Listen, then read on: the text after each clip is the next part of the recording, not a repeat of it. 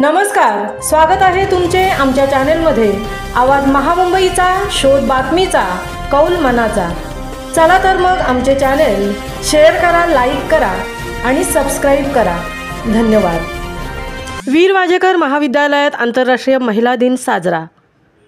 8 मार्च 2025 रोजी राष्ट्रीय सेवा योजना व महिला विकास कक्ष यांच्या संयुक्त विद्यमाने आंतरराष्ट्रीय महिला दिन साजरा करण्यात आला। महाविद्यालयातील सर्व महिला प्राध्यापिका तसेच महिला सेवकांचा सन्मान चिन्ह देऊन महाविद्यालयाच्या वतीने सन्मान करण्यात आला। कार्यक्रमाचे प्रास्ताविक प्राध्यापक गजानन चव्हाण उपप्राचार्य यांनी केले। आपल्या प्रास्ताविकात त्यांनी आंतरराष्ट्रीय महिला दिनाचा उद्देश नेमका काय आहे याविषयी मते नोंदवली। 1975 साली टॉवर्स इक्वॅलिटीचा उल्लेखही त्यांनी केला। राजकीय, आर्थिक तसेच सामाजिक क्षेत्रात महिलांचा सहभाग वाढला पाहिजे। लिंगभाव, लिंगभेद ही विषमता कमी करायला हवी। 2025च्या महिला दिनाच्या घोषवाक्य समान संधी, समान न्याय उपलब्ध करून देणे हे आहे। माननीय सौ भावनाताई घाणेकर यांनी आपल्या मनोगतातून स्त्रियांचे राजकारणातील स्थान अल्प असण्याचे प्रमुख कारण म्हणजे स्त्रियांच्या जीवनात संघर्ष अढळ असल्याचे नमूद केले। सर्व स्तरावर महिलांना संघर्ष करावा लागत आहे।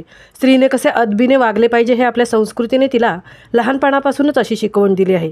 पुरुष आणि स्त्री दोघेही कमावते असले तरी घरातील सर्व कामे आजही एकट्या स्त्रीला करावी लागतात। अपवाद असतीलही, परंतु ही कामाची विभागणी केवळ पुरुषी मानसिकतेमधूनच आली आहे याचाही उल्लेख त्यांनी केला। स्त्री भ्रूणहत्येमुळे आज आपल्या देशात मुलींची संख्या कमी झाली आहे। महिलांनी आपल्या आरोग्याकडे लक्ष देणे गरजेचे आहे। शिक्षण, आरोग्य तसेच समाजातील मोकळीक महिलांना मिळायला हवी। अन्यायाविरुद्ध स्त्रीने बंड करायला हवे।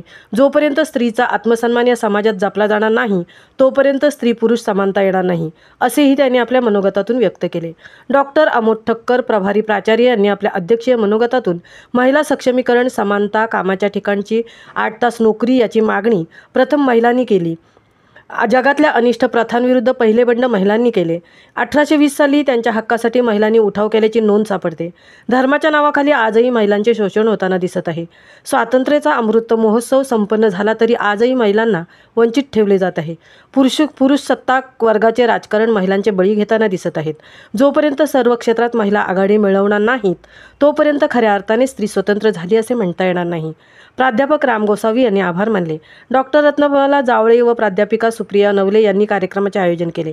प्राध्यापक योगेश कुलकर्णी यांनी सूत्रसंचालन केले। महाविद्यालयातील विद्यार्थी उपस्थित होते। आवाज महामुंबईचा चॅनेलसाठी मिलिंद खार पाटील सह तृप्ती भोईर उरण।